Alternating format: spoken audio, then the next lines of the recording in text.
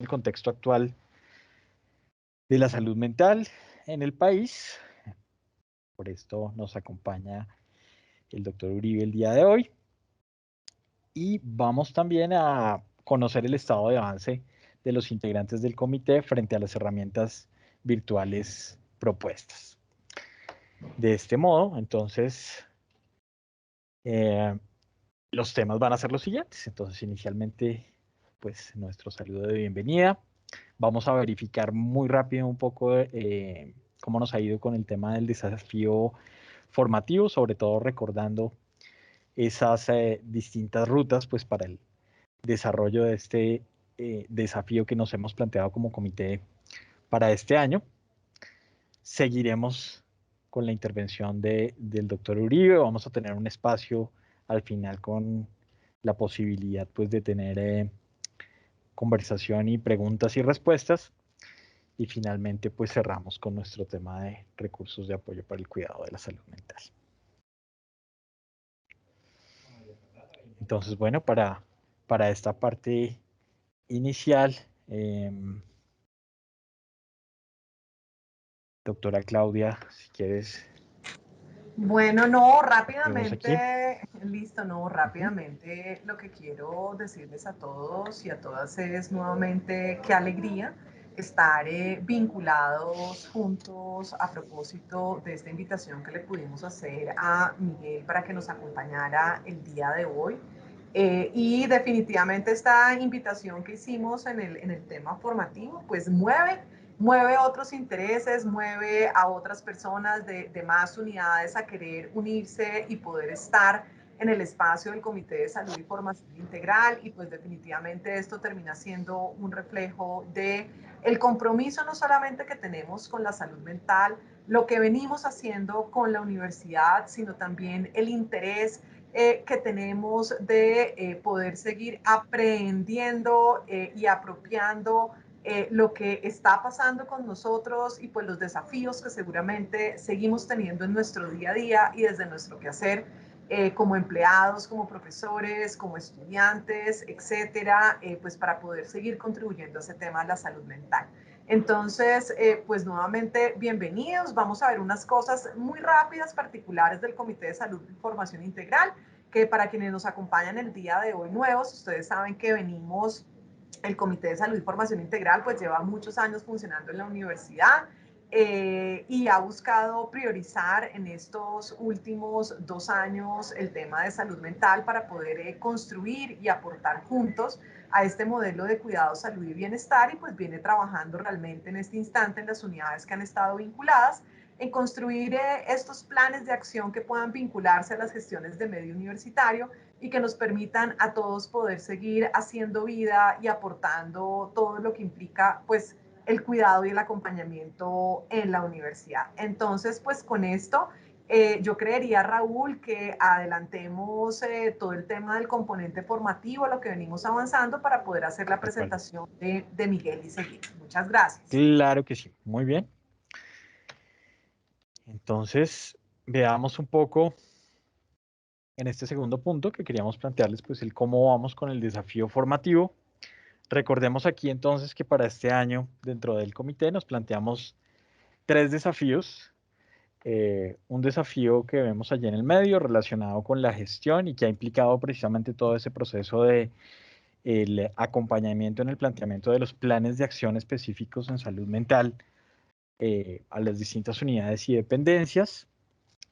Hemos estado también pues en nuestro proceso del desafío creativo y de construcción conjunta, que ha implicado pues finalmente poder avanzar en esa propuesta de una página general que permita aunar todos los contenidos y las opciones que se tienen desde la universidad para la promoción de la salud mental en el contexto específico de la Javeriana. Y finalmente, pues tenemos nuestro desafío formativo que ha implicado 2 elementos. Entonces, por un lado, poder contar con algunos espacios formativos. Precisamente en ese marco se ubica nuestra reunión del día de hoy. Y también poder hacer el desarrollo de las herramientas virtuales que hemos compartido en las 2 últimas sesiones. Entonces allí, como ustedes saben, tenemos 3 herramientas virtuales. La primera relacionada con los primeros auxilios emocionales, la segunda con algunas estrategias pues precisamente para fortalecer los hábitos saludables y el cuidado de la salud. Cuida de ti, arma tu mejor día. Y finalmente, pues la que está relacionada con el quedarse bien, irse bien, precisamente buscando favorecer la permanencia de los estudiantes en la universidad. Aquí solamente en este contexto, pues plantearles que desde la sesión anterior, pues habíamos especificado las rutas y planteado el recorrido a completar para estas 3 herramientas. Y pues como lo habíamos planteado, la idea es que todos podamos tener la experiencia de pasar por esos 3 contenidos que están a nuestra disposición y que van a procurarnos pues ampliar las posibilidades y las oportunidades también de acción frente a los temas de cada uno de ellos. Como se los planteamos inicialmente, pues está nuestra disposición para poder acompañar en caso de que tengan alguna inquietud al respecto. Lo ideal es como para que este momento ya la mayor parte de los integrantes del comité hayamos logrado completar ese desarrollo. Si hay alguna duda, inquietud, entonces, como les decía, pues Marisabel, Carolina, yo podremos estar allí pendientes. Entonces también, si hay alguna inquietud frente a, o ha habido alguna dificultad frente al desarrollo de esta propuesta, pues nos la hagan saber para poder también acompañar y facilitar este proceso. Nuevamente, pues van a encontrar como los accesos. La idea es que el recorrido se realiza de forma autónoma y que cada uno pues pueda completar este proceso. Entonces, bueno, teniendo ese contexto, creo que pasemos ahora sí. Listo. Yo Directamente quería a la decir propuesta. antes algo, Raúl, que me parece súper Claro que sí. importante compartirle a las personas del comité, y es decirles que junto con Conchita estuvimos con la Vicerrectoría Académica, estuvimos Raúl, Conchita y yo haciendo la presentación. Nos fue muy bien. Próximamente estaremos con la Facultad de Ciencias.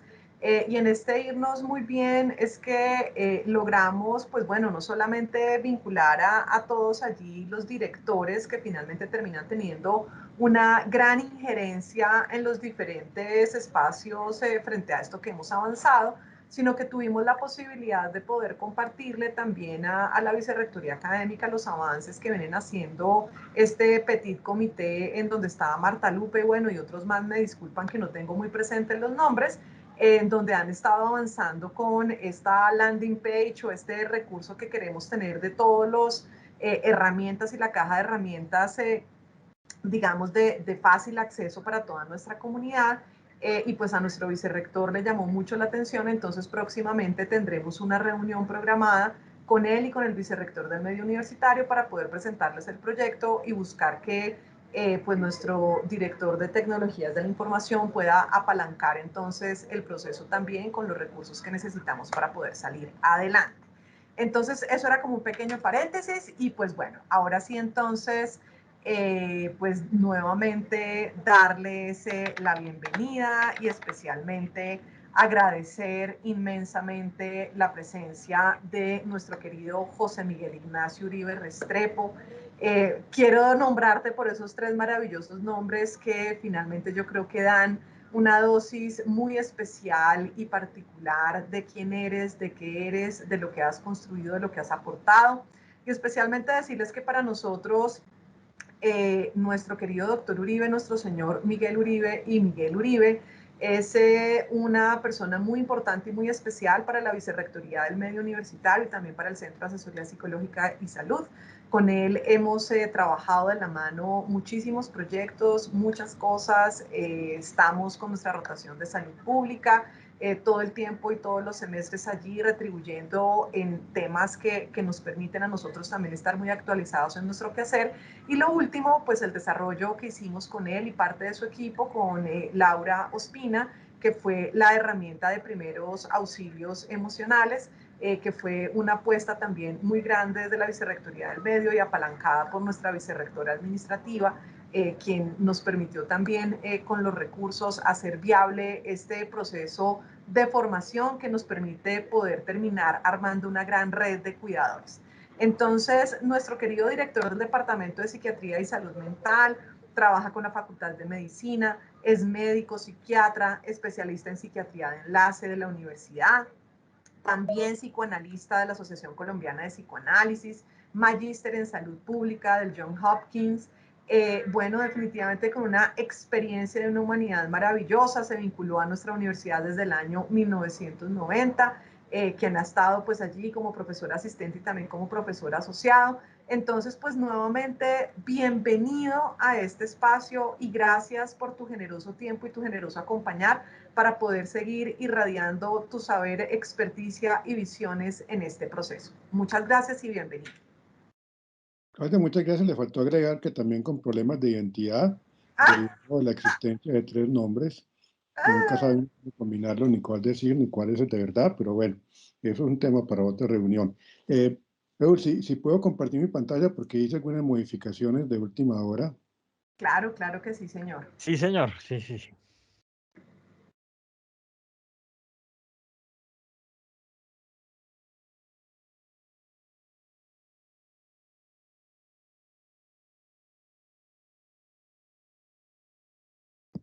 Bueno, no sé si ahí están viendo ya mi pantalla. Sí, señor. Afirmativo, sí. Bueno, entonces el tema que vamos a hablar hoy, muchas gracias por la invitación, Claudia, Raúl, a todos y todas en el comité. Muy bueno verlos también y saludarlos. Es hablar sobre qué ha pasado, qué sabemos o poco que sabemos sobre salud mental y la pandemia por COVID-19. Voy a contarles sobre una encuesta que hicimos como parte de nuestro acercamiento al problema y también qué se ha sabido en investigación, tanto a nivel global como a nivel local durante los últimos meses de esta situación tan particular. Para empezar, pues sabemos que la situación antes de la pandemia no era para nada una situación ideal en temas de salud mental. Se conocía muy bien. Qué pena interrumpirte, de pronto si lo puedes poner en modo de pantalla completa, si te A funciona ver ya si me abajito, a la voy a ver, derecha y abajo. toca reducirte a ti, poner este. Ah, no, tranquilo, entonces si no... ¿Ahí? ¿Sí? Sí, perfecto, sí, señor. Sí. Súper. Entonces, sabíamos que había una alta carga global por los trastornos mentales. Se calculaba que una cuarta parte de la discapacidad en el mundo era debido a trastornos mentales y abuso de sustancia. Sabíamos también que frente a ese problema había unos servicios de salud insuficientes. Los servicios de salud diseñados en todas partes del mundo no eran diseñados para dar cuenta del problema de la carga de enfermedad de salud mental, sino más bien problemas de salud diferentes y la existencia de unas importantísimas inequidades, el impacto de los determinantes sociales que eran numerosos, muy importantes, y también la preocupación que había y que veníamos trabajando desde hace tiempo junto con el CAPS acerca de la salud mental de la población universitaria, tanto a nivel local y global.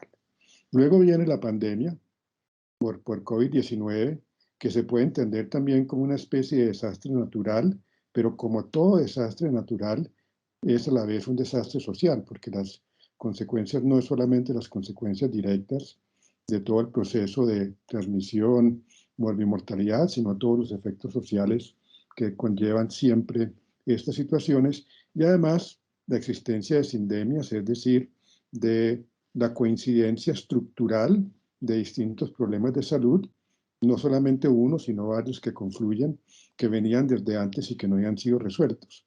De manera que cuando se impacta el COVID-19, pues vamos a ver problemas no solamente de morbilidad, mortalidad, sino también problemas de enfermedades crónicas no tratadas, problemas de salud mental, problemas de alimentación, problemas derivados pues de una situación de salud general que realmente pues se debería llamar más bien la sindemia que no la pandemia.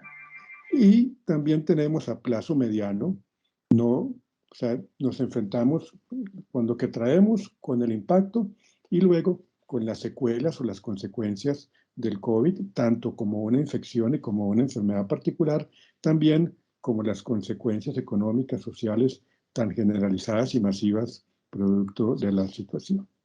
Ustedes conocerán estas curvas, que son, dijéramos, una forma de intentar de organizar o tratar de describir el impacto sobre la salud. Una primera onda que es la comorbilidad del impacto inicial del COVID, la morbilidad, la mortalidad, esa es la primera onda. Una segunda onda que es el impacto del temor a la infección y la reorganización de recursos para atender el COVID, para tratar de mitigar el contagio que llevó a que muchas condiciones de salud no fueran tratadas.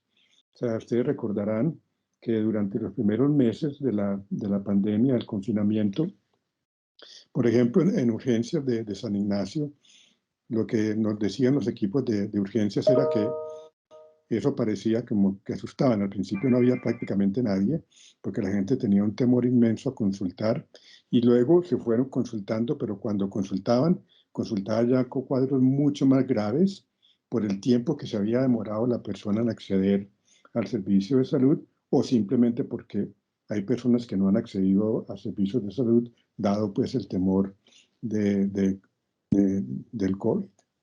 Pero también tenemos unos episodios de salud mental que vamos a encontrar ahora. Una tercera onda o una tercera ola, que es el impacto de esta interrupción en las condiciones crónicas, en el caso de salud mental o en el caso de otras enfermedades que pueda darse.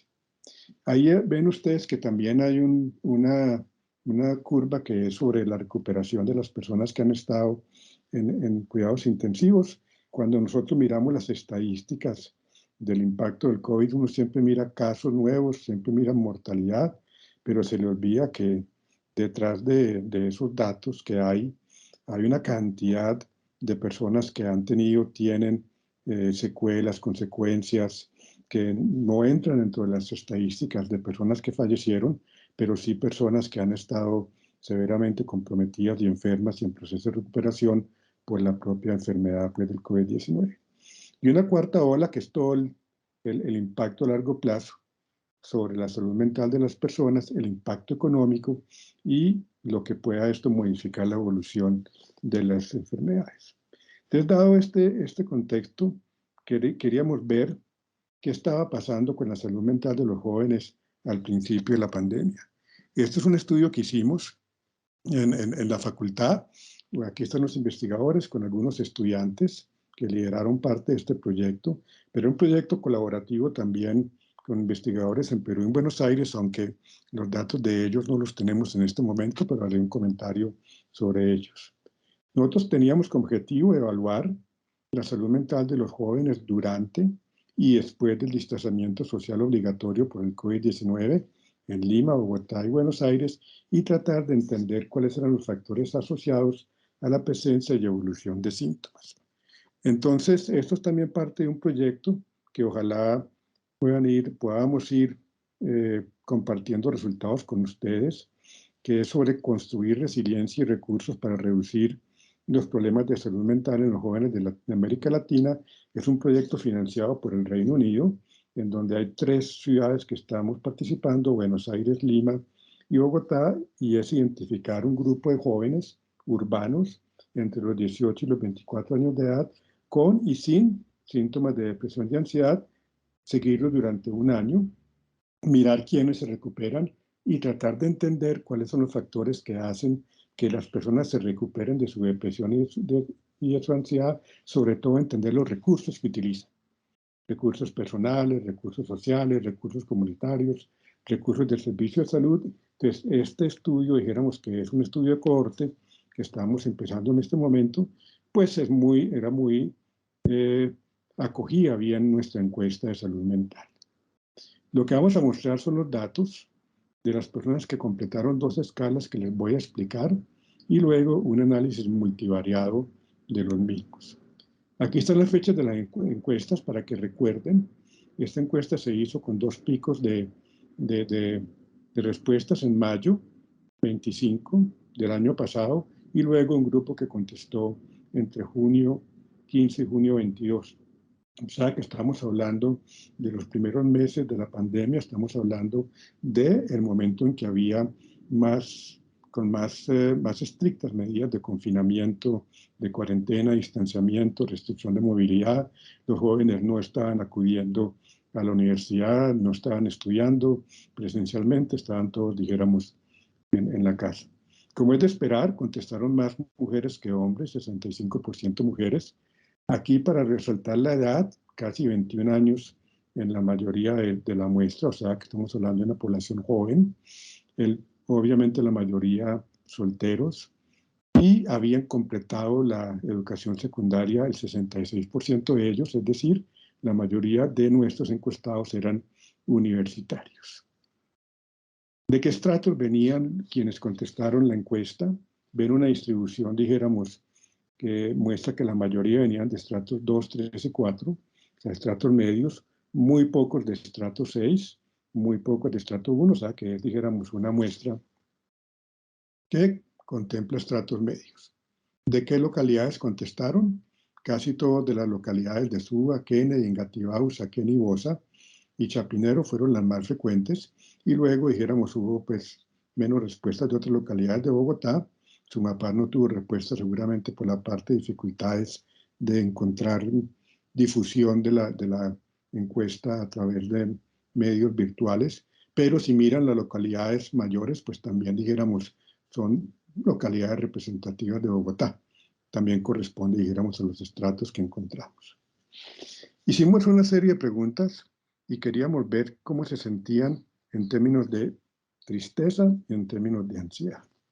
Para buscar la tristeza, buscamos entonces una escala que se llama el PHQ-8, que mide síntomas de tristeza, de depresión, en una escala que va de ninguna, leve, moderada, severa. Y lo mismo con una escala de ansiedad, que es el GAT. Y aquí tenemos, dijéramos, la respuesta de estos participantes. Si ustedes ven bien, aquí está la distribución, en donde de 0 a 4 se considera que no hay síntomas de depresión. El extremo izquierdo de la gráfica de la izquierda, de 5 a 9 son síntomas leves de depresión, o sea, hay tristeza, pero los síntomas se consideran leves. Ya de 10 a 14 es, dijéramos, moderado, y de 15 a 19 es moderado severo, y si alguien tiene un puntaje mayor de 20, quiere decir que tiene síntomas severos o importantes de tristeza y depresión. Aclaro que esto no es diagnóstico de depresión, aquí no estamos haciendo diagnósticos, estamos mirando en una escala cuál es la intensidad y la frecuencia de los síntomas de tristeza en las personas, pero también se entiende que hay una correlación entre mayor severidad en la escala de depresión con la probabilidad de que si uno hiciera una entrevista y un estudio, pues dijéramos ya la persona podría tener, dijéramos, un diagnóstico propiamente de depresión. Nos sorprendió, nosotros nos sorprendimos mucho con estos resultados, porque ahí ven que el 17% de quienes contestaron tenían síntomas severos, el 22% moderados severos y moderados el 29%. Quisimos clasificarlos en 2 grupos, en aquellos que tenían un puntaje mayor de 10 y quienes tenían menor de 10, considerando que el puntaje mayor de 10 ya es un puntaje, digamos, significativo, quiere decir que hay un malestar, quiere decir que hay un sufrimiento. Entonces hicimos esa distribución y encontramos que casi el 70% de la muestra, ven ustedes 68.12%, tenía un puntaje mayor de 10. Un poco más alto en las mujeres, 70, pero los hombres, curiosamente, bastante alto, porque normalmente es casi 2 a 1, pero había una presencia muy importante de síntomas depresivos en estas personas que contestaron la encuesta. Cuando miramos en la ansiedad, encontramos también unas cifras muy altas, un poco más hacia la izquierda la curva, un poco más hacia el lado moderado y leve, pero también unos puntajes importantes en el lado de severidad. Y ahí el 53% de la muestra tenía un puntaje mayor de 10. Recuerdo cuando miramos nosotros estos resultados, eso los miramos junio, julio del año anterior, de verdad nos sorprendimos mucho. Cuando hicimos el primer estudio, el primer cálculo, para darles una idea, decimos, bueno, si queremos seguir una población durante un tiempo y queremos ver si los síntomas cambian o no, necesitamos calcular la muestra. Y yo dije que calculáramos una prevalencia de síntomas depresivos importantes del 20%. Y el equipo dijo, no, ¿cómo vamos a encontrar 20%? Eso es demasiado alto. Y no, pues como vamos a mirar no solamente depresión, sino síntomas, dijéramos, no es diagnóstico, creo que podemos irnos por el 20%. Eso para entender que encontrar casi el 70% pues superaba mucho lo que nosotros pensábamos. Cuando miramos los datos de Lima, que no están publicados, muy similares, empezamos a ver que eran unos datos muy similares y empezamos a ver reportes que venían de otros sitios que llamaban la atención sobre una prevalencia mucho más alta de la esperada de síntomas de depresión y ansiedad, sobre todo en la población joven. O sea, nosotros aquí miramos solamente 18 a 24. Es muy probable que mucha de esta muestra sea población universitaria. Recuerden que la metodología que nosotros utilizamos fue empezamos a difundir por redes sociales, por WhatsApp, gracias al contacto de los estudiantes que participaron en la muestra. No es de extrañar que muchos de los que contestaron son estudiantes universitarios, probablemente javerianos. Pero también fuimos en Facebook, o sea, también buscamos en Facebook y ahí fue donde encontramos ya una representación más allá de la comunidad universitaria. O sea, nosotros no podemos asegurar porque nosotros no preguntamos eso es parte de la confidencialidad de las personas, pero sí creo que representa una población muy parecida a la población universitaria, empezando pues por la edad que es de 18 a 24. Preocupados como estábamos, hablamos con el ministerio, les contamos de estos datos y ellos no se sorprendieron.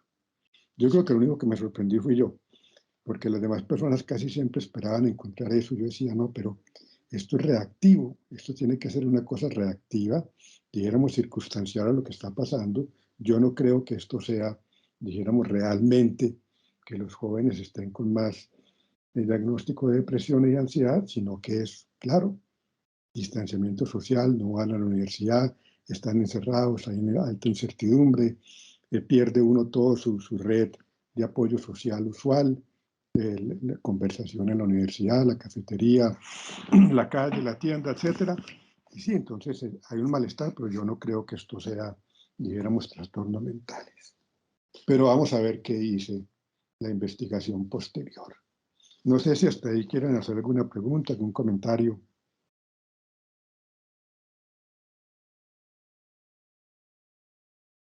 Seguimos.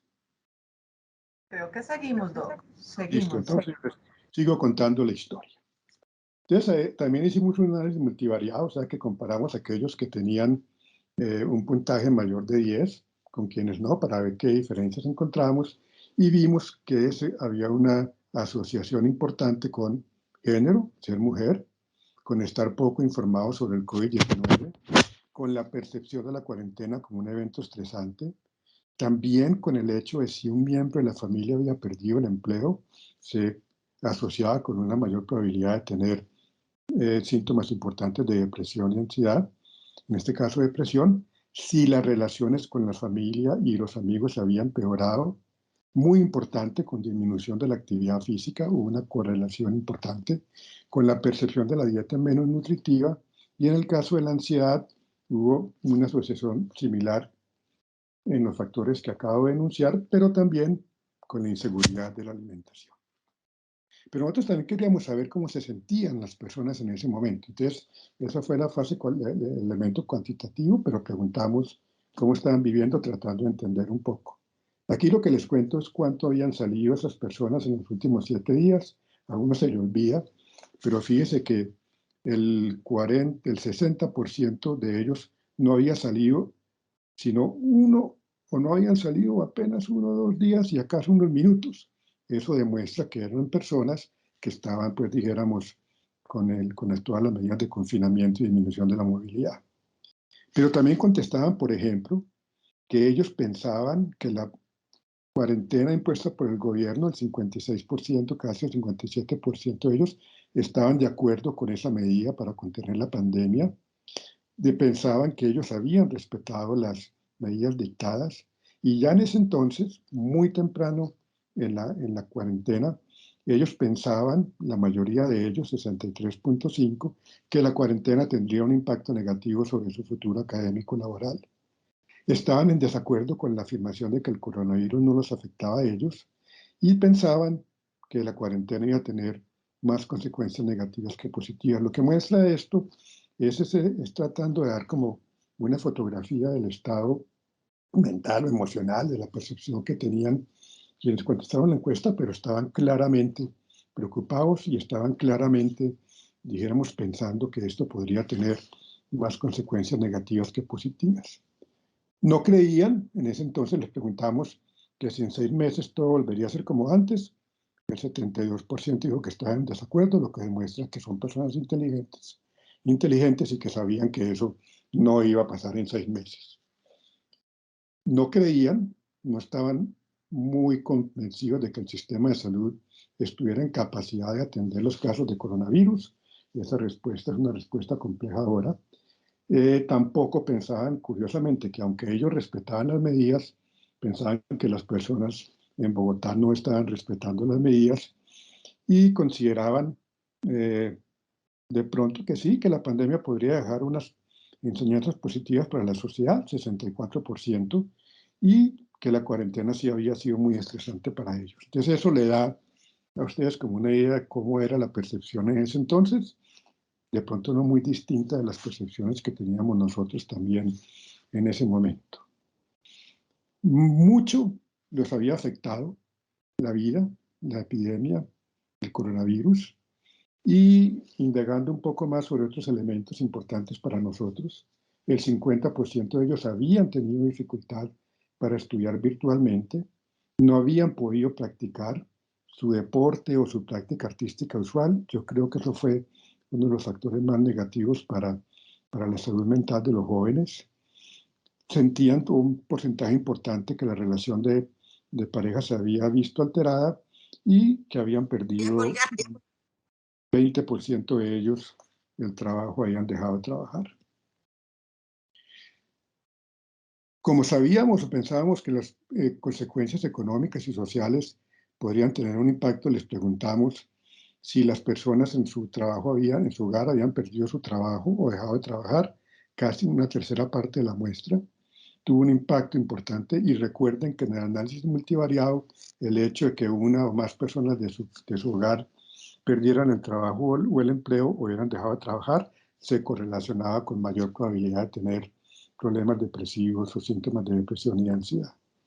Y había una importante inseguridad, dijéramos, en la parte económica de alimentos. Cuando les preguntábamos si no habían tenido suficiente dinero para comprar alimentos, el 21% de ellos decían que ese era el caso, casi una quinta parte de la muestra, con dificultades para conseguir alimentos.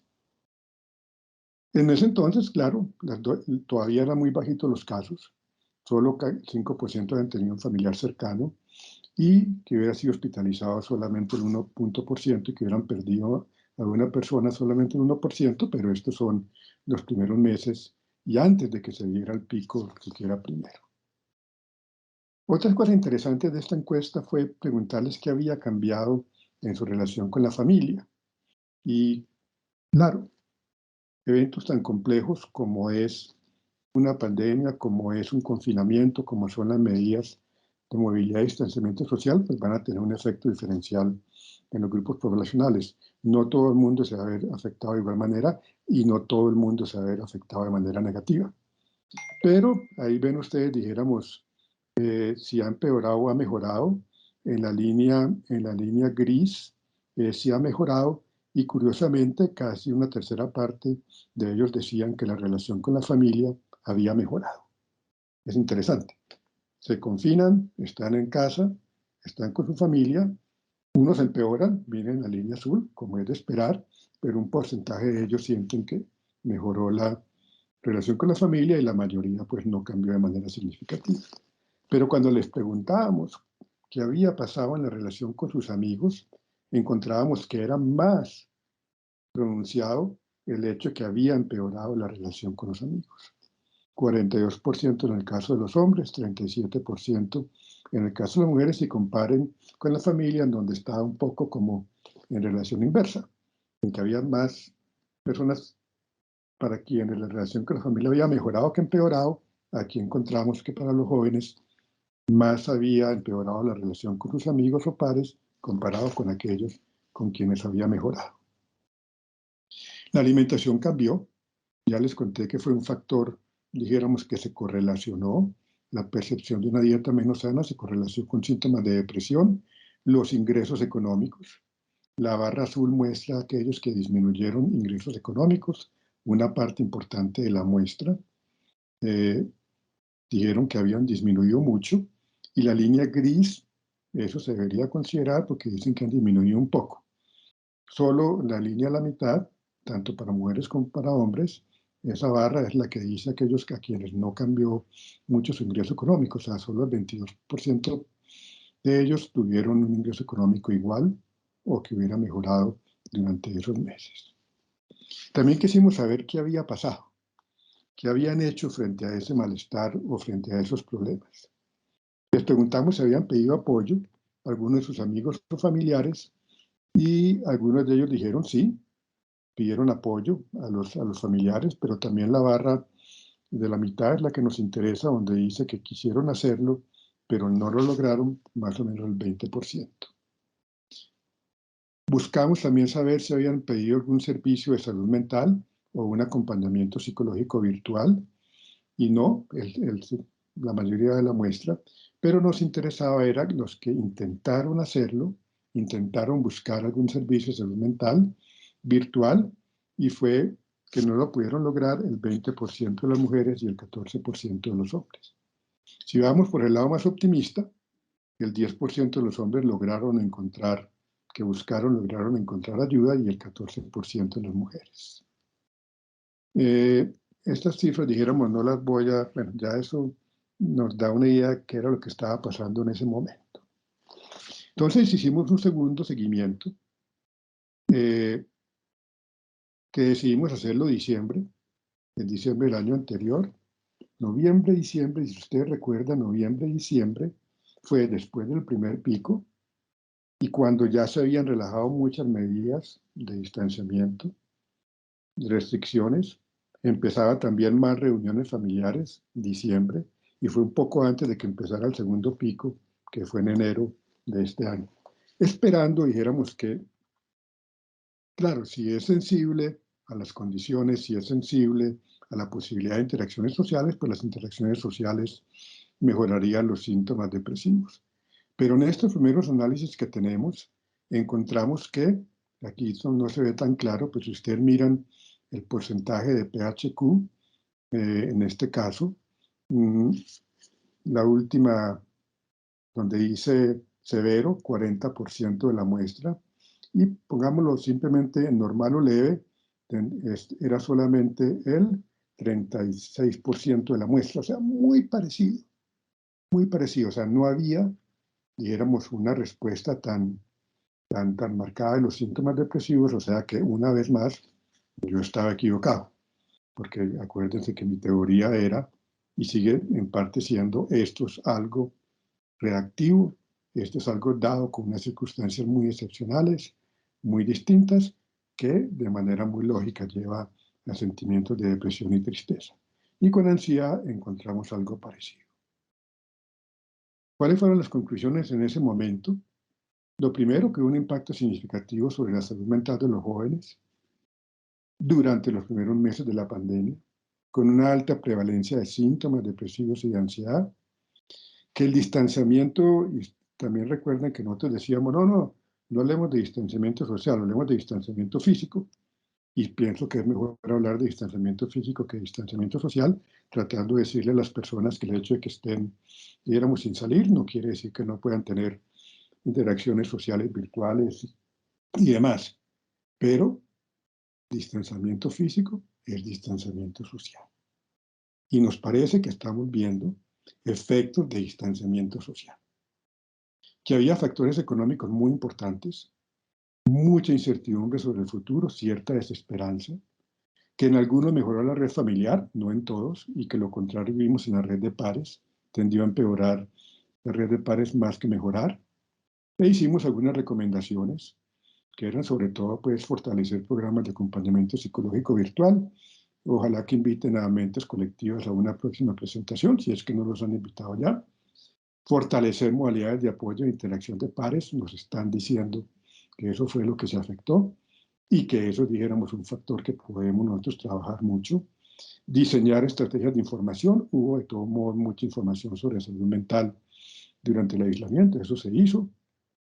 Abrir muchos espacios de retroalimentación sobre la virtualidad en las universidades e indagar más a profundidad cuáles son las barreras de acceso. Pensamos que hay que optimizar las rutas de atención, hacer programas innovadores por actividad física y social de los jóvenes.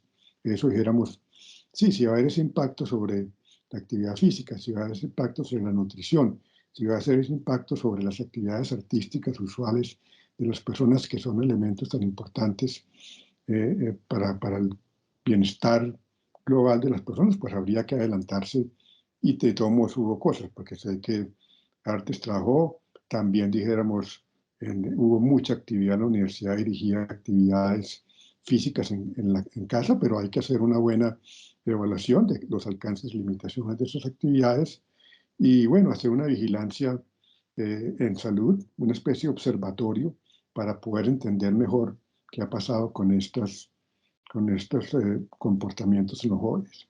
También la familia es clave, ahí vemos que la familia es clave en la respuesta para los jóvenes. Debo anotar que hay unas limitaciones de esta encuesta. Una encuesta no es un estudio, dijéramos, que uno pueda decir que la muestra que uno encontró es una muestra, dijéramos, estratificada, no es una muestra como la de un estudio formal de prevalencias, porque un estudio formal de prevalencias usted tiene que buscar activamente los casos en la población.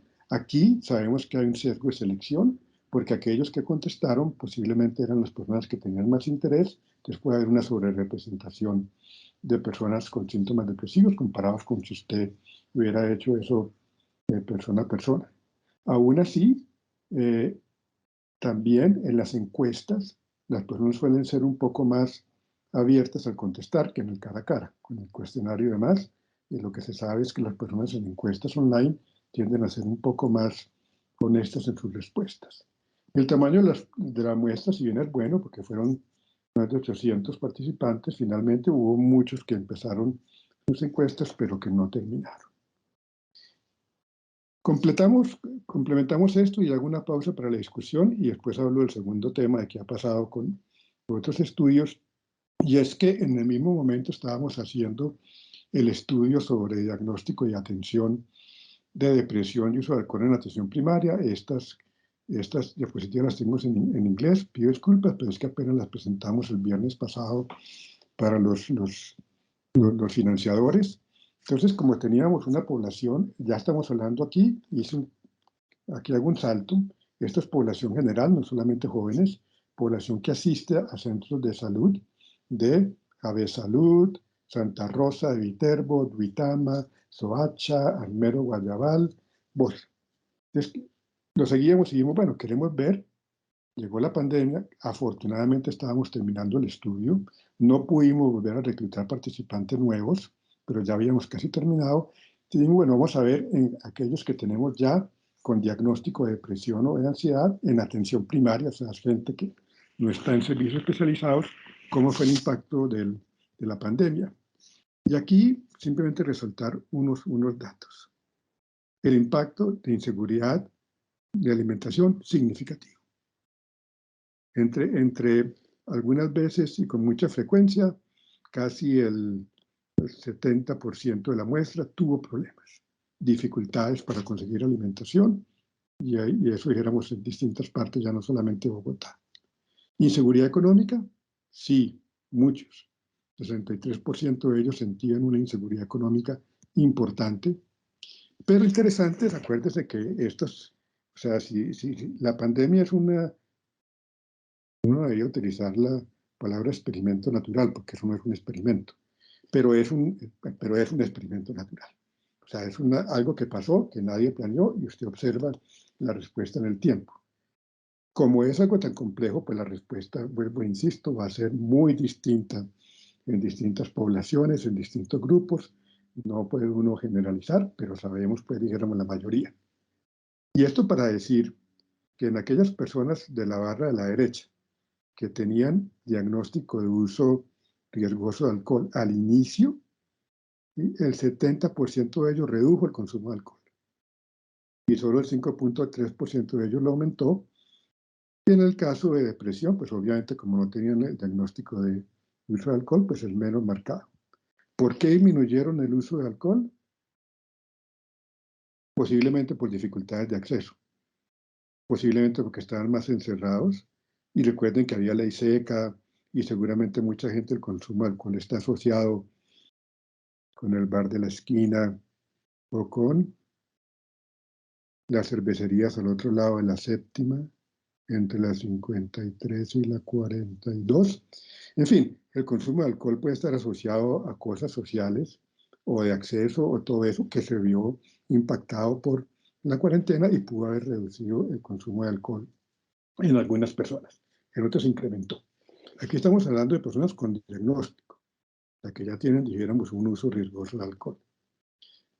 ¿Cómo afectó su salud mental? Muchos dijeron que no había cambiado, pero son personas que ya tenían depresión y que ya estaban bajo tratamiento o bajo seguimiento. Y sí, en las personas con depresión, 31% de ellos empeoró, y en el caso de las personas con uso riesgoso de alcohol, solo el 20%. Eso, dijéramos, es hasta donde yo quería ver, y hago una pausa y me gustaría discutir eso antes de entrar rápidamente al segundo tema. Preguntas, comentarios.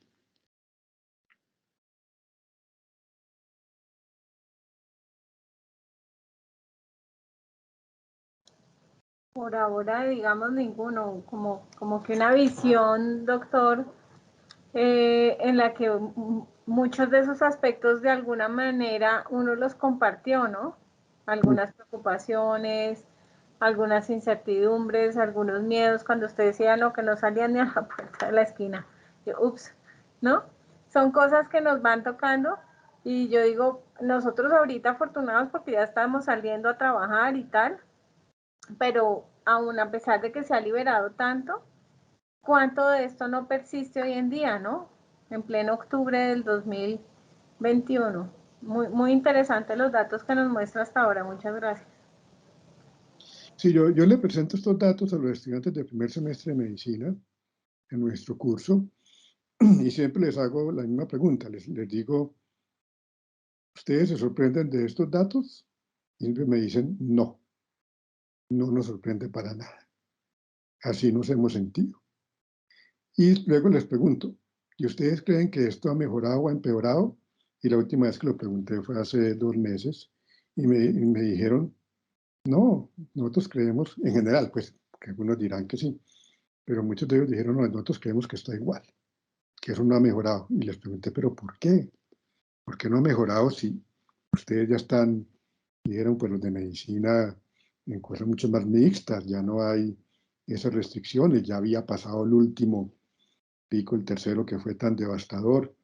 Y ellos dicen que ellos todavía sienten como mucho temor por el futuro, ellos sienten que las cosas como que no están seguros de que van a volver como a cuadrarse, a mejorar. Y también recuerden que finalmente, pues, en este momento está un momento bueno, pero muchas personas, dijéramos, están preocupadas de que la pandemia no ha acabado, o sea, no ha pasado. Todavía no sabemos qué va a pasar en los próximos meses. Entonces, eso hace que sí, que lo que pensamos que iba a ser muy situacional, muy de un momento, parece haberse prolongado por el tiempo. ¿Cómo se compara esto con otros estudios? Ahorita les vamos a mostrar un dato importante sobre la prevalencia global. Sí, cuando uno mira los datos longitudinales, curiosamente, y mira el impacto en todos los grupos de edad, los jóvenes en distintos países del mundo son el grupo etario más afectado, o uno de los más afectados en términos de ansiedad, depresión y preocupación, comparado incluso con personas mayores. O sea, ahí, dijéramos, las personas mayores aparentemente tuvimos menos impacto sobre, posiblemente porque también son momentos del curso de vida distintos. la vida social de uno, dijéramos, no pasa tanto al frente, al otro lado de la séptima, entre la 42 y la 53, ahí no pasaba mucho en la vida social nuestra, sino que teníamos seguramente otros recursos sociales, cosas también, pues dijéramos, de momentos de vida. Y en mujeres también, dijéramos, fue el impacto más grande porque se juntaron muchos elementos estresantes de trabajo en casa, y como saben ustedes, el trabajo en casa para las mujeres quiere decir doble o triple trabajo. Esos fueron los grupos.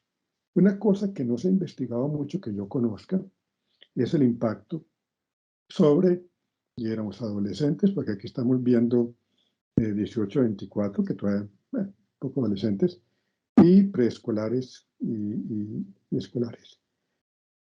Debido, en parte, a que la investigación es más compleja, cuando nosotros hicimos este estudio dijimos, bueno, si vamos a hacer los menores de 18, nos toca un consentimiento informado por parte de los padres.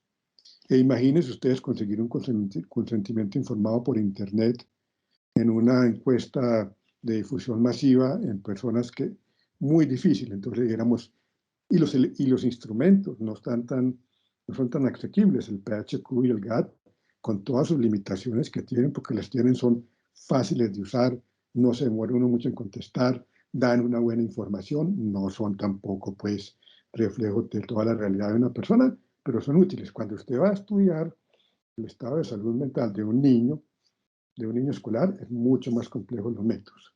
Sobre eso se sabe que los impactos van a ser significativos, pero creo que la metodología va a ser que se demore más en entrar esa información.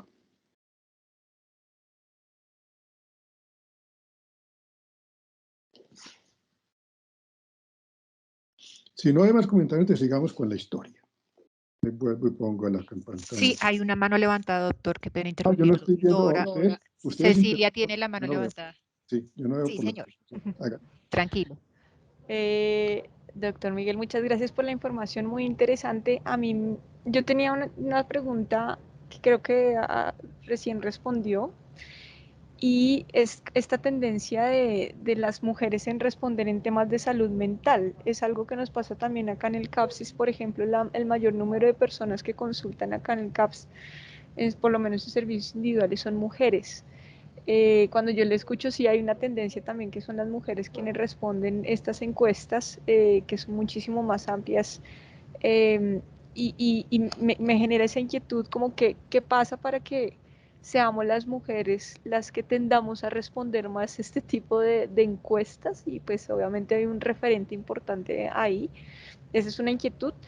Y el otro era un comentario respecto a la última información en el consumo de alcohol, que creo que es muy, pues a propósito del ciclo vital de los jóvenes y todo este interés de poder pertenecer a grupos y ser reconocido por pares, pues el consumo de alcohol termina siendo un medio y una manera precisamente para poder ser reconocido, aceptado, socializar, y pues en ocasiones se vuelve problemático. Entonces me parece muy interesante esta información que nos muestra de cómo se reduce, pues a propósito de no tener estas redes de amigos cercanas, y donde se ve pues mayor afectación en el plano de las relaciones que salían en las encuestas con los amigos, y pues lo preocupados que estaban al respecto, y pues como esto también termina siendo en la disminución del consumo de alcohol. Simplemente quería mencionar eso, y pues con la pregunta que dije.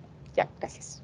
Sí, de acuerdo. Y el alcohol pues tiene todos esos lados, todas esas caras, porque es un facilitador social que en algunos momentos pues son importantes para los jóvenes en sus reuniones y en sus cosas, siempre y cuando pues no haya pues, los problemas que conocemos, pero es un factor que es parte del ciclo de vida o del curso de vida, y eso hay que reconocerlo. Las mujeres en principio pues tienen más disposición tanto de participar en encuestas como en hablar de su salud mental comparado con los hombres. Los hombres tenemos más dificultades en hablar y en reconocer elementos emocionales y elementos de salud mental, aunque es importante ver que hubo una buena respuesta de hombres, no tanto como mujeres, y también que ellos pudieron reconocer la presencia de sus dificultades. Entonces yo creo que sí es cierto, pero también hay que ver, dijéramos, si esto ha ido cambiando. Yo creo que ha ido cambiando un poco la parte de la participación de hombres. No veo manos, si me dicen si hay alguna otra pregunta o comentario.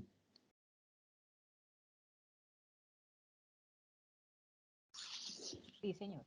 Hay una mano levantada, Adriana Patricia. ¿Sí? Buenos días, doctor Miguel, ¿cómo está? Buenos días. Es una reflexión, pero quería compartirla y es que a propósito de este estudio, ¿no? Es una foto de lo que estaba pasando en términos de la salud mental de los jóvenes y viéndola al día de hoy, es una reflexión, cómo podemos seguir acompañando en esa nueva transición a una nueva realidad que aún no llega, ¿no? Es decir, a un momento de, como usted lo refería cuando lo pregunta con sus estudiantes en la clase, donde todavía hay incertidumbre, hay temor y hay casi que una percepción muy similar de que estamos en lo mismo. Y el desafío que tenemos nosotros desde las diferentes unidades, instancias de la universidad de seguir acompañando estos procesos de generación de vínculos, de restitución de la confianza, del tejido social como protector para estos temas de salud mental, del trabajo de pronto con otros entornos, ¿no? En otros niveles, de pronto desde una visión mucho más ecológica. Es decir, siento que nos vienen tantos desafíos como institución a propósito de lo que nos muestra y nos están llegando todo el tiempo. Quería escuchar de pronto cuál es su percepción en términos de acompañamiento, intervención, cuál usted ve que son los principales derroteros que tenemos con estas fotografías que nos muestra a nivel investigativo. No, creo que estoy de acuerdo con sus comentarios en que lo que esto nos está diciendo es que hay un tema importante de conexión. Un tema importante de conexión interpersonal y de conexión social. Que eso, dijéramos, lo que podría ayudar a la recuperación y todo lo que ayude, dijéramos, a fortalecer comunicación e interacción y conexión significativa, porque estamos hablando también de conexiones significativas, va a ser clave en lo que va a pasar o lo que está pasando. El segundo factor es el factor económico y educativo.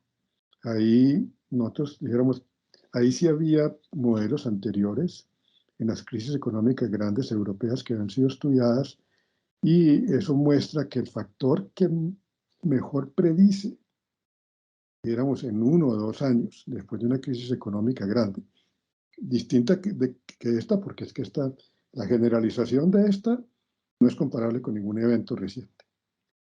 Pero el factor que más lo predice es acceso a empleos, oportunidades. Las oportunidades para los jóvenes, entonces ahí también dijéramos, hay trabajos importantes que la universidad puede hacer en inclusión, en oportunidades, en creación de oportunidades para los jóvenes, porque sí, muchos de ellos sienten pues como que no tienen mucho futuro de hacer cosas interesantes, de trabajar, de estudiar, de hacer una carrera. Eso es lo que va posiblemente a tener un factor decisivo sobre los desenlaces. Y de pronto al final retomamos algo de eso, pero yo diría que esos son mis comentarios iniciales y muchas gracias por el comentario. Gracias. Otro punto, antes de seguir con la historia.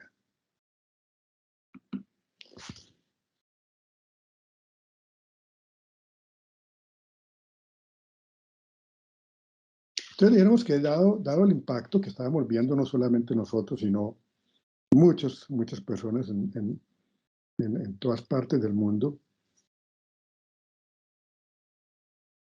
y que puso como uno de los temas centrales de la pandemia el tema de la salud mental, pues ha habido cosas, dijéramos, llamativas. Esta, de octubre 12, o sea, de hace una semana, en donde la UNICEF por primera vez dice claramente que la salud mental es una prioridad, y miren que ahí está el título de su informe, que es el Estado Mundial de la Infancia 2021, y ahí lee el subtítulo En mi mente, promover, proteger y cuidar la salud mental de la infancia. Cuando ellos dicen que el 13% de las personas entre 10 y 19 años viven con un trastorno mental diagnosticado, siendo la ansiedad y la depresión 40% de estos problemas, se llaman también la atención sobre el suicidio. Pero esto lo traigo para ver que, dijéramos, hay un movimiento y hay una respuesta, por lo menos de decir, mire, tenemos que hablar claramente de este problema, y eso sí ha cambiado en los últimos años. Entonces, UNICEF reconoce, dijéramos que para la infancia este es el desafío probablemente actual al que nos enfrentamos. Pero en realidad, ¿están aumentando o no están aumentando los problemas de salud mental y los trastornos mentales? Que es una pregunta que la gente siempre se hace.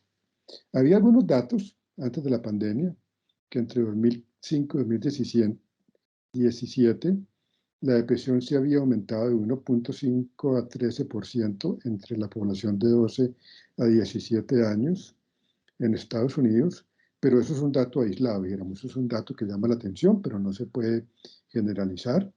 Sin embargo, pues sabíamos que había menos investigación en jóvenes y sobre todo una investigación muy fragmentada entre distintas disciplinas y enfoques, que sigue siendo uno de los problemas que nosotros tenemos, porque por un lado va psicología, por otro lado va pediatría, epidemiología, psiquiatría, sociología de educación. Hemos tenido problemas pues para hacer una investigación integrada. Pero hace 3 semanas apareció el informe sobre el grupo que hace carga global de enfermedad en el mundo. O sea, es el grupo que se encarga de hacer análisis y miró qué había pasado con la prevalencia y carga global de los trastornos depresivos, perdón por la DRI, y de ansiedad en 204 países y territorios durante 2020. O sea que ellos están mirando a nivel global qué pasó en el 2020. Y utilizan unos indicadores de impacto, o sea, para saber si hay una correlación entre la pandemia y los diagnósticos. Tratan de ver el impacto y lo hacen con 3 indicadores. Un indicador que es una disminución de la movilidad, que me parece un indicador muy interesante, porque ese indicador de disminución de movilidad refleja, creo yo, el impacto sobre la vida diaria de los jóvenes y de uno. O sea, las cuarentenas, el confinamiento, menos transporte, el cierre de instituciones educativas, el cierre de educación presencial, de puestos de trabajo, de interacción social. Y los otros 2 indicadores eran el número de casos diarios y el exceso de mortalidad por el COVID-19, que son indicadores de impacto.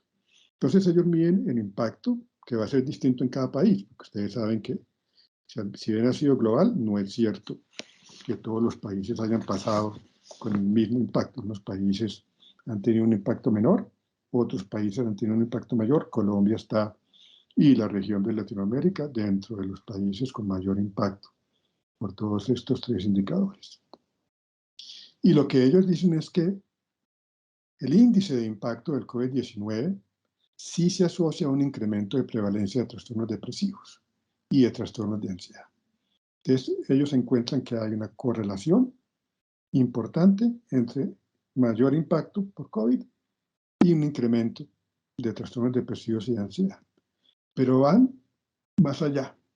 Y ellos dicen que el año pasado se presentaron 52.3 millones de casos adicionales de trastornos depresivos mayor por la pandemia, con un intervalo de confianza entre 44 y 62.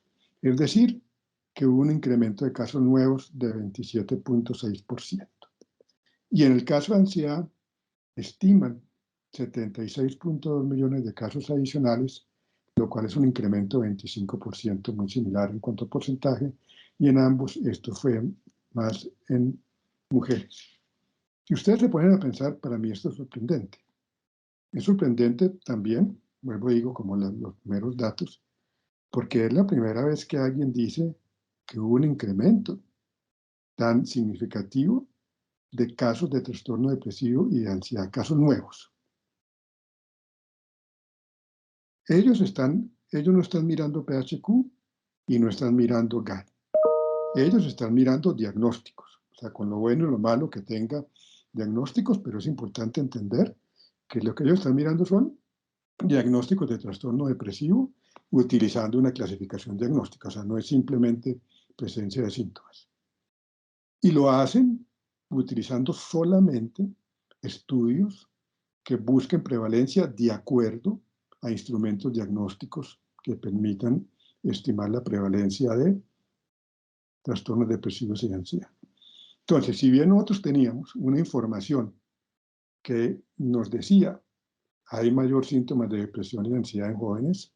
Ellos dicen, nosotros vamos más allá y buscamos ya sí, no solamente lo reactivo. Acuérdense que yo he hecho mucho hincapié en lo reactivo, y ellos están diciendo, nosotros no vamos a mirar solamente lo reactivo, sino que nosotros vamos a mirar la presencia ya de trastornos nuevos asociados a la pandemia. Y aquí está la distribución por edad. Esta gráfica puede ser un poco complicada, pero lo que está mostrando es la distribución por edad como una pirámide de edad. Y está viendo en las rayas verdes son los trastornos de ansiedad de base, que son mayores que los depresivos, que son azul claro, y los dos barras del medio son, en el color un poco más morado, los trastornos depresivos adicionales, y en el color más naranja, selección holandesa, están los trastornos de ansiedad adicionales. O sea que nos interesan esos dos colores, dijéramos, de la mitad.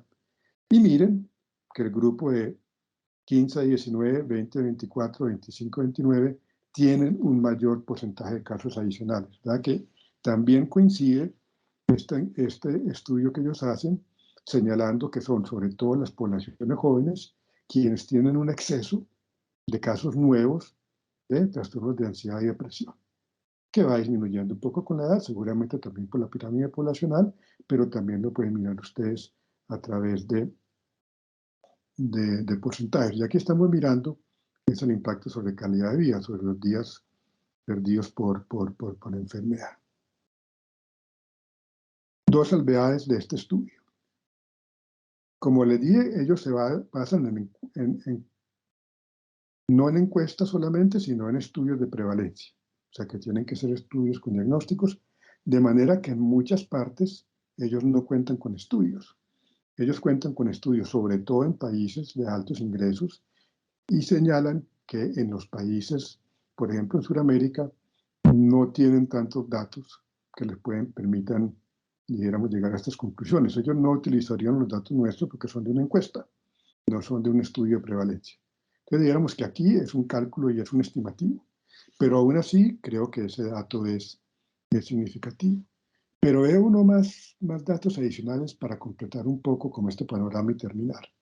También esta semana, porque buscando, dijéramos, la preparación de actualización para esto, The Guardian informa que los casos de psicosis se incrementaron en Inglaterra durante la pandemia y encuentran un 75% de incremento en las consultas o referencias por un posible primer episodio de psicosis entre abril de 2019 y abril de 2021. Entonces, dijéramos, hay también preocupación de que haya aumentado el caso de psicosis nuevas. Eso, dijéramos, la prevalencia es mucho menor que depresión y ansiedad, pero están hablando de eso. Y sí se sabe que los servicios de salud del Reino Unido y de otros países no dan abasto para las consultas ni las solicitudes, nosotros tampoco. No sé, pero conseguir una cita ahora de primera vez en psiquiatría, por ejemplo, en Bogotá, y en psicología también es mucho más difícil que hace 2 años. La UNESCO, mientras tanto, también declara la pandemia del COVID-19 como la disrupción más severa de la educación global en la historia, dicen ellos, con 190 billones de estudiantes fuera del colegio en el 2020 en 190 países. Uno casi que no puede ni entender de qué estamos hablando, de la magnitud del impacto sobre la educación. Y tenemos también, pues dijéramos, las secuelas propias del COVID-19, que no, por términos de tiempo no voy a hablar mucho de eso, pero el hecho de tener un diagnóstico de COVID aumenta las probabilidades de tener depresión, mientras más severo, más probabilidades de depresión. Las personas que salen de cuidados intensivos o cuidados críticos tienen mucha más probabilidad de tener trastornos depresivos, de ansiedad, cognitivos, psicosis. O sea que ahí tenemos otro grupo, y ahí obviamente la edad va a ser mayor, en el sentido en que hay más personas de grupos etarios mayores con enfermedades graves de COVID, pero tenemos otras secuelas o impactos que a mí me parecen importantes, el de la confianza con el sector salud, el de la confianza con nosotros, la confianza también con políticos, con gobiernos, con todos los estamentos. Hay pérdida, y encontré entonces que ya esto venía siendo descrito desde el 2019, interesante a todos los que trabajamos bienestar, lo que ellos llaman la conspiritualidad, y es que curiosamente hay una preocupación porque muchos de los puntos de vista de la extrema derecha y de la industria del bienestar, porque es que el bienestar también es una industria, que aparentemente no están muy alineados, acaban siendo, dijéramos, igualmente tóxicos en el sentido de antivacunas, anti una cantidad de cosas, como pensando en desconfianza con la ciencia, desconfianza con la salud. No, afortunadamente no tan marcado con nosotros, aunque vimos ejemplos de eso en los primeros meses, de agresión a personal de salud, mucho mayor en Inglaterra, mucho mayor en otros países, pero que tiene que ver también con estos efectos nuevos.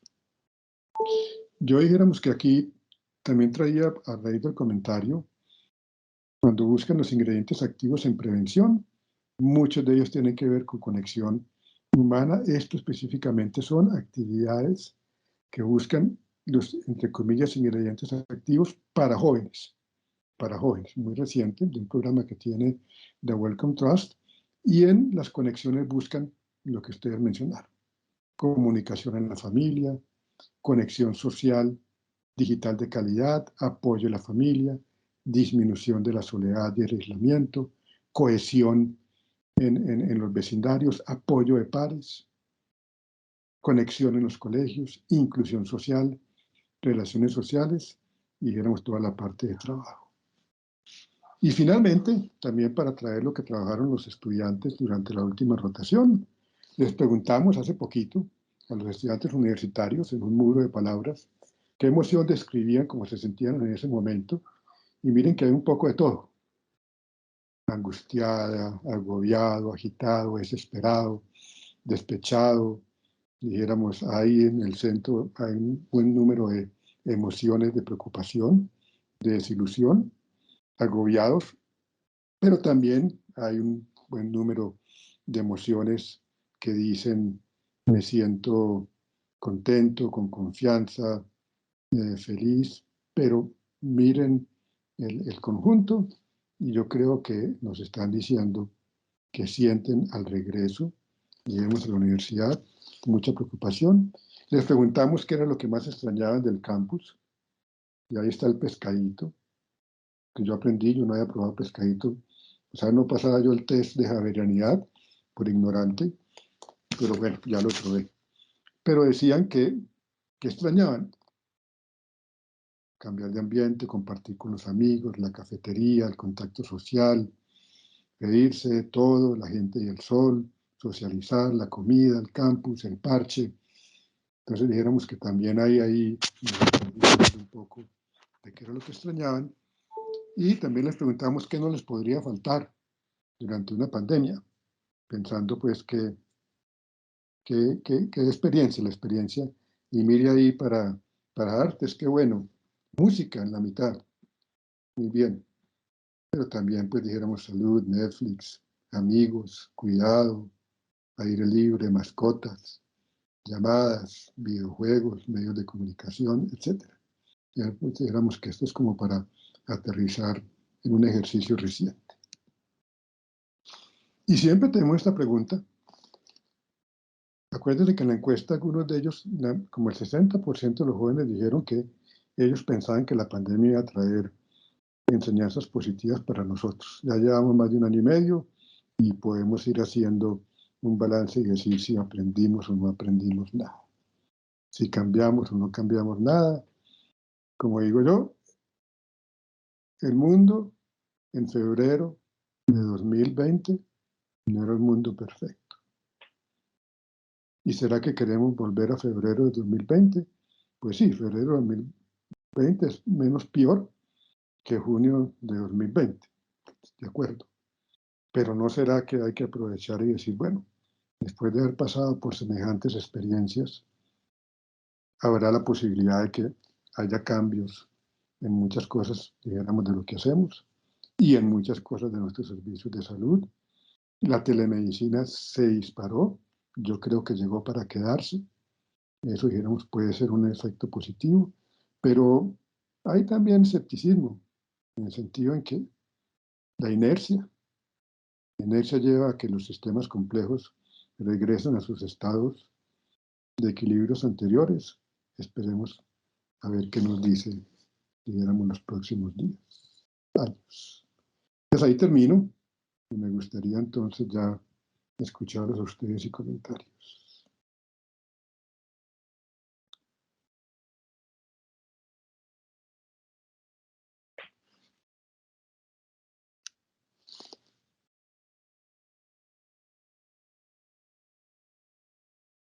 Profe Miguel, muchas gracias. Entonces vamos a dar un espacio para poder tener algunos comentarios. A mí me gustaría iniciar de pronto este momento indagando un poco frente al tema del suicidio. Creo que es un tema sobre el que hay que poner bastante atención y según tengo entendido en este momento, pues las cifras que ya está reportando Medicina Legal en comparación con el año pasado, pues muestran que hay un incremento considerable en el número de suicidios en población juvenil. Creo que es de más del 17% en comparación con lo que venía pasando el año pasado. Entonces quería poder conocer su opinión al respecto y bueno, y que más adelante podamos hablar un poco precisamente sobre esas medidas de prevención que usted nos estaba enunciando por ahí.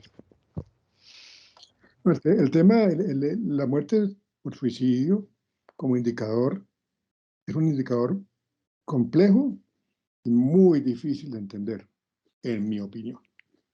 ¿Qué pasó? El año pasado disminuyeron los casos de muerte por suicidio y disminuyeron un poco los intentos de suicidio. Eso, dijéramos, se entiende porque, dijéramos, hubo una respuesta inicial, la gente quedó más confinada, seguramente eso hace que las personas tengan menos posibilidades o acceso a medios letales. Se dice mucho que en las crisis sociales grandes, guerras y demás, en los primeros meses hay una disminución de los suicidios. Mencionan cohesión social, a mí eso no me queda muy claro, porque yo no, pues en mi experiencia no sé muy bien cuál fue la cohesión social del año pasado, no la sé, pero hay por lo menos una respuesta social, o sea, todo el mundo está en lo mismo y eso. Entonces, sí, entonces, si se compara con el año pasado, vamos a encontrar incrementos este año.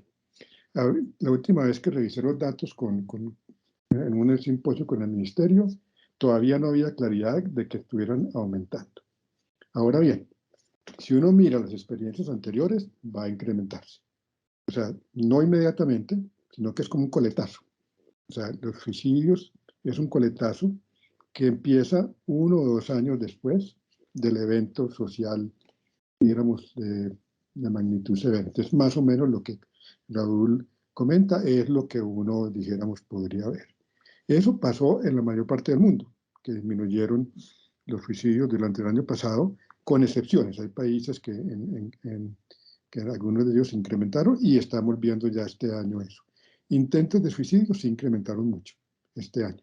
En Colombia y en otros países del mundo sí las consultas a urgencias por autolesión, por intentos de suicidio han incrementado. Y nuevamente los modelos, se hace un modelamiento, el factor predictor más grande sobre las muertes por suicidio van a ser indicadores sociales. Indicadores sociales como empleo, educación, oportunidades, seguridad, en el sentido de alimentación y económica, es lo que va a predecir cómo se va a comportar ese indicador en los próximos años.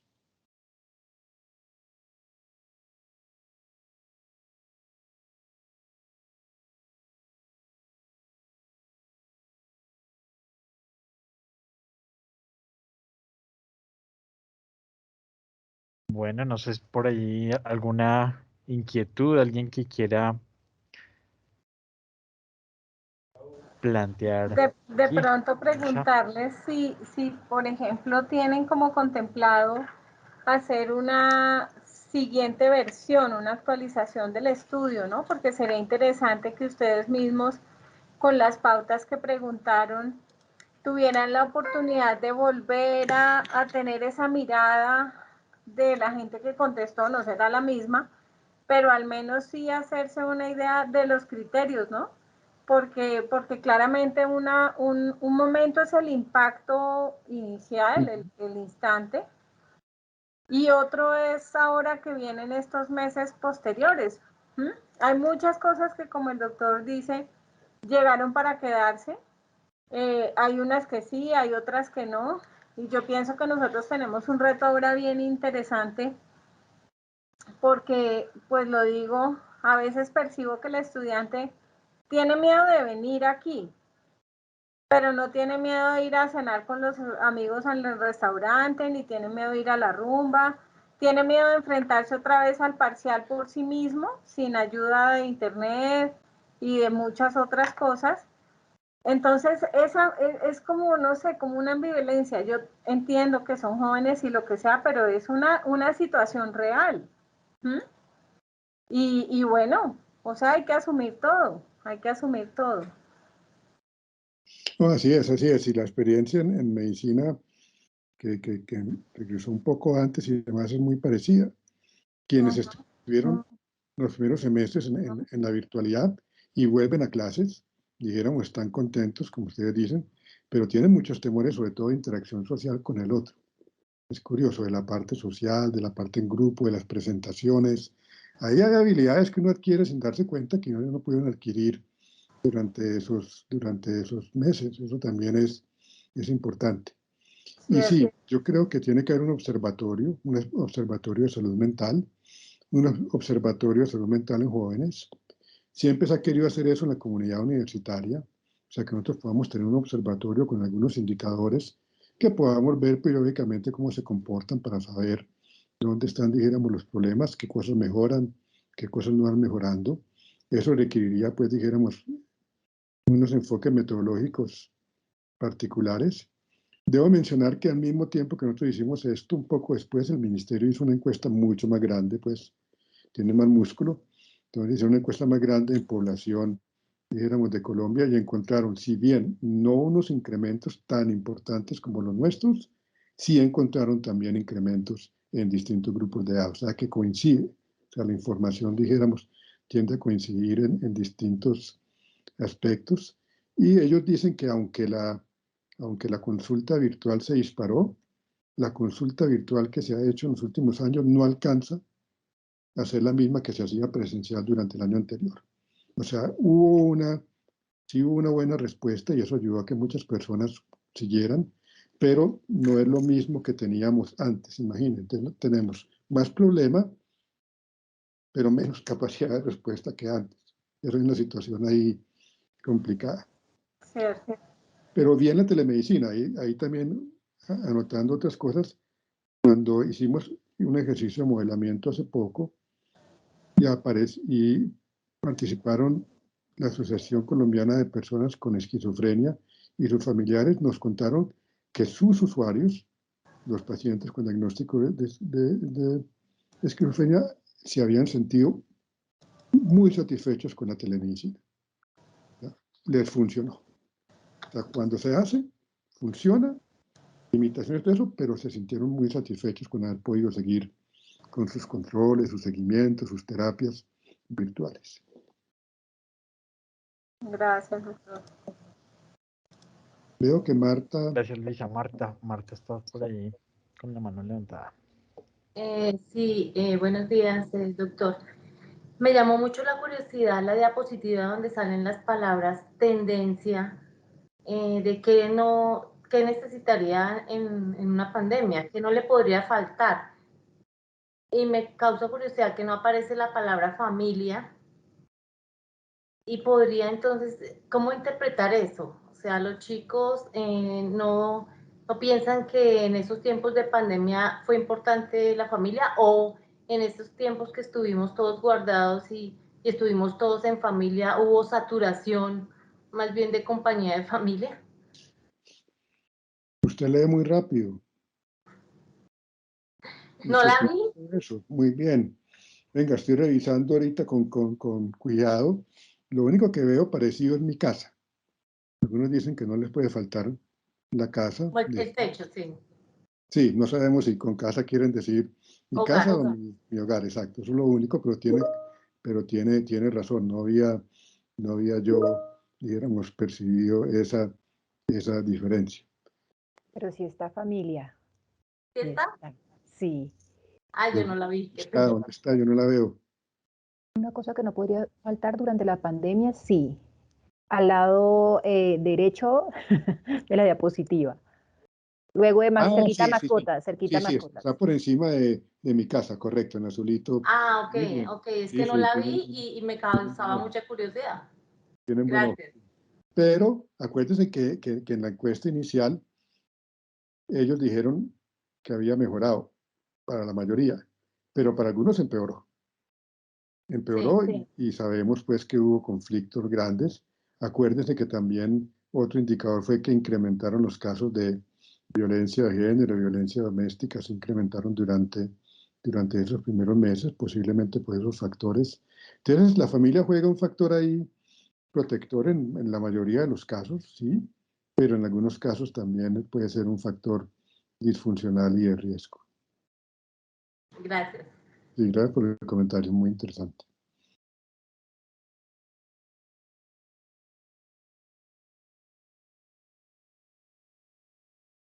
En términos de salud mental también están los efectos sobre el trabajo. Eso no se ha visto mucho en Colombia, pero en otros países, dijéramos, el remesón del mundo laboral y del trabajo es enorme y todavía no se sabe para dónde va. Digamos, personas que dicen yo ya no voy a trabajar en eso, personas que dicen yo quiero cambiar de trabajo porque eso lo reflexioné, lo viví durante la pandemia. O sea, hay cosas que todavía no sabemos por dónde van a ir. A ver, por aquí está Patricia. Patricia, adelante. Gracias, buenos días, doctor José Miguel. Muchas gracias por la charla. Tengo una inquietud con respecto a los jóvenes, si ellos están, digamos, están en disposición de pedir ayuda para solucionar estos problemas de salud mental, de reconocerlos y de pedir ayuda al interior de sus familias o en la comunidad o, por ejemplo, en el ámbito universitario. Me gustaría mucho conocer como su opinión. Sí, entonces lo contesto de la siguiente manera. Ustedes han visto muchas campañas sobre aumentar conciencia de problemas y aumentar conciencia de trastornos mentales o malestar o como lo quieran decir, para que las personas busquen ayuda. Y hay una discusión. Yo creo que esas campañas no se necesitan. Y le digo por qué. Porque en este momento el problema no es que la gente no busque ayuda. En este momento es que las personas que sienten necesidad de ayuda, sin necesidad de una campaña, ¿cierto? Sin necesidad de que uno diga, oiga, piensen esto, sino personas que ya están con un grado de malestar o de sufrimiento, o dificultades que dicen, yo necesito ayuda, no encuentran respuesta. No encuentran acceso, no encuentran consultas, no encuentran programas, no encuentran atención. Entonces, si nosotros incrementamos la necesidad sentida, sin incrementar la capacidad de respuesta, creo que nos vemos enfrentados a una dificultad. Seguramente hay mucha gente que debería consultar que no consulta. Seguramente hay mucha gente que debería reconocer que tiene dificultades que no lo reconoce. Pero yo primero me preocupo por aquellos que la sienten, la tienen, la necesitan y la buscan. ¿Cuánto se demora encontrar una cita en consulta externa de una EPS, si la consigue? ¿Cuánto se demora encontrar una consulta en San Ignacio, si la consigue? El CAPS tendrá sus propios datos, yo no hablaré por ellos, pero no sé si el CAPS puede decir, nosotros tenemos capacidad de darle una respuesta ya a las personas que necesiten ayuda, o necesitamos tener un sistema que tenga una respuesta amplia. Entonces, el reto para nosotros es que hay necesidad, hay conciencia, la gente necesita ayuda y debemos darle algo que les dé una ayuda eficaz, apropiada, rápida y que le ayude, o sea, que sea buena. Ese es nuestro reto. Eso no va a ser a punto de psiquiatras, no va a ser a punto de psicólogos, no, va a ser a punto de otros programas más innovadores. Un grupo de ellos va a necesitar un psiquiatra, sí, un grupo de ellos va a necesitar un psicólogo, sí, pero de pronto todos esos programas virtuales, mentes colectivas, grupos de apoyo, pares, programas comunitarios, programas artísticos, programas de actividades sociales, van a darle más respuesta a los jóvenes que a la atención especializada.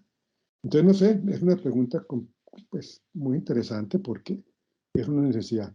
De paso, sí conozco los datos que en Perú nos hicieron la presentación de los casos nuevos, del número de personas que buscaron ayuda en Perú nuevos de salud mental. No me acuerdo el número, pero es impresionante. O sea, el número de personas que durante los últimos meses en Perú han dicho, necesito una atención de salud mental, disparados. Los recursos no aumentaron en el último año. No aumentaron. Y construir recursos demora tiempo. O sea, la formación de un psicólogo clínico que tenga las capacidades, que tenga la experiencia, eso no se hace en un año, ni de un pediatra, ni de un psiquiatra. Entonces, ahí está. Creemos que los jóvenes pueden ayudar a diseñar programas, a diseñar intervenciones, a diseñar modalidades de atención que les den apoyo, que les den ayuda, virtuales, no virtuales. Tenemos la experiencia pues también con artes en programas que ellos han hecho muy interesantes.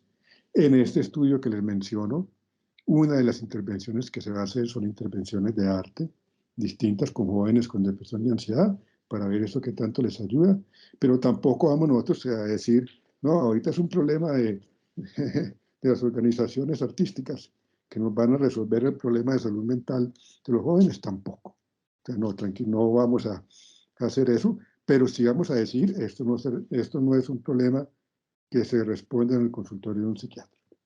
No, es una cosa mucho más de niveles múltiples, mucho más horizontales. No sé si contesté la pregunta. Sí, señor, muchas gracias.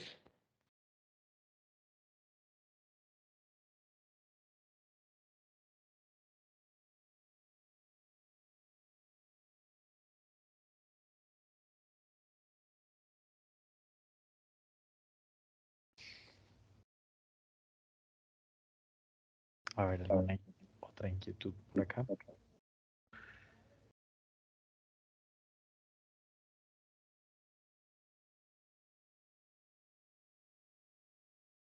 Bueno, si no la hay, de todas formas me gustaría, doctor, que pudiéramos profundizar un poco sobre el tema de la comunicación y la conexión humana, porque precisamente dentro de las estrategias de prevención que se plantean, pues varios elementos están relacionados con eso y parecería, pues claramente que uno de los principales problemas eh, y también de pronto de las oportunidades que pueda ofrecer el contexto de pandemia, pues está dado por ese tema de la comunicación. Y como usted lo decía, pues hay distintos niveles en los cuales se puede dar lugar en la intervención. Seguramente también hay distintos niveles en los cuales desde la universidad se puede incidir, pero es bastante claro con este contexto que usted nos hace, pues que hay un papel fundamental al nivel mismo de la familia, ¿no? Es decir, en la medida en que pueda establecerse una conexión bastante fuerte con la familia, parecería que ese elemento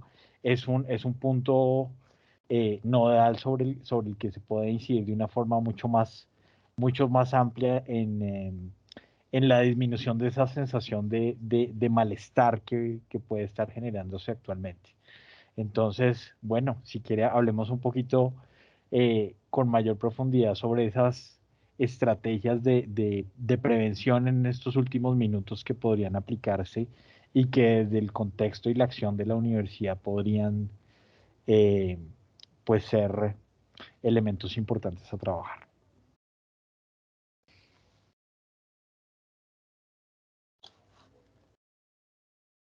Yo creo que si uno empieza por esa pregunta, pues se plantea intervenciones comunitarias. Se plantea modelos, dijéramos, que son cercanos a la persona, cercanos al joven, y que le permita, dijéramos, en algo pues mucho más asequible, tener la posibilidad de una comunicación eficaz, buena, creativa, con su medio social. Creo que también hablamos de pares. Creo que el trabajo de pares ha aparecido y aparece en distintas investigaciones y modelos de atención. ¿Cómo hacer para que los grupos de pares tengan mejor alcance? Y esos grupos de pares son grupos de pares que tienen intereses particulares, no necesariamente llamados intereses ni de salud mental ni de bienestar necesariamente, sino que son grupos de pares con intereses diferentes. Y sí hay, dijéramos, la posibilidad de que haya grupos de pares clínicos, o sea, específicamente clínicos, ya para personas que tienen dificultades o que tienen problemas o tienen malestar y que requieran apoyo clínico. Entonces yo creo que en esos distintos niveles se puede dar. En la universidad, pues la universidad tiene un recurso muy grande, porque tienen tanto las actividades de ustedes en el medio, como los grupos que van surgiendo en la comunidad estudiantil. Ahí yo creo que hay que estar atentos y irlos apoyando e irles dando la posibilidad de que hagan sus programas, sus actividades, porque van a ser muy distintos en muchos niveles. Entonces yo diría que pues eso es un tema para seguir explorando con el CAPS y habrá que mirarlo con cuidado. Está por hacer mucho está por hacer.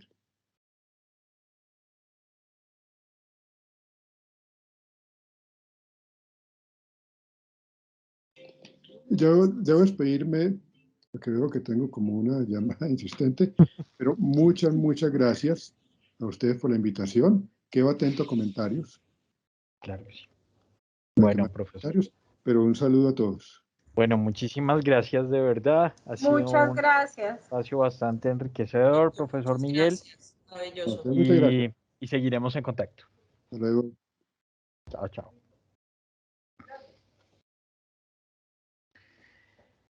Bueno, muchas gracias a todos de verdad por su participación. Como lo decíamos al inicio, pues la idea precisamente es como que en estos espacios pues podamos continuar fortaleciendo y favoreciendo nuestro conocimiento y también la posibilidad de plantearnos nuevas posibilidades frente a la acción en salud mental. Entonces, creo que tuvimos hoy un contexto bastante amplio, interesante y actualizado sobre el contexto en el que se está moviendo el tema actualmente. Creo que nos muestra también algunos caminos frente a elementos de trabajo, pero también nos muestra pues que hemos estado como bastante enfocados y trabajando en puntos que son de principal interés e incidencia en ese contexto, y creo que nos anima precisamente a continuar como con esta tarea. No sé si alguien más quiera compartirnos alguna apreciación. Por aquí Sandra nos dice que muy interesante la sesión del comité. Muchas gracias por compartir esta valiosa investigación. Asimismo, Claudia Reyes, Adriana y Carolina pues nos dejaban un mensaje porque debían asistir a otra reunión a las 11:30, y les dejaban un saludo a todos, y además de ello Carolina nos compartió el link al informe de la UNICEF que nos referenció el profesor Uribe. Y bueno, pues creo que con esos elementos tenemos aquí surtido el propósito del día de hoy. Carolina Gómez nos dice muchas gracias, información vital para nuestra proyección 2022 en la Vicerrectoría del Medio Universitario. Claro que sí, creo que muy interesante también ese énfasis que él hizo al final precisamente en cómo esas intervenciones colectivas y cómo muchas apuestas también desde distintos frentes y principalmente también desde una perspectiva creativa y artística aportan de manera importante a la salud mental. Y bueno, pues entonces, si no hay más reacciones, creo que no nos resta más que darles las gracias por su participación en esta sesión.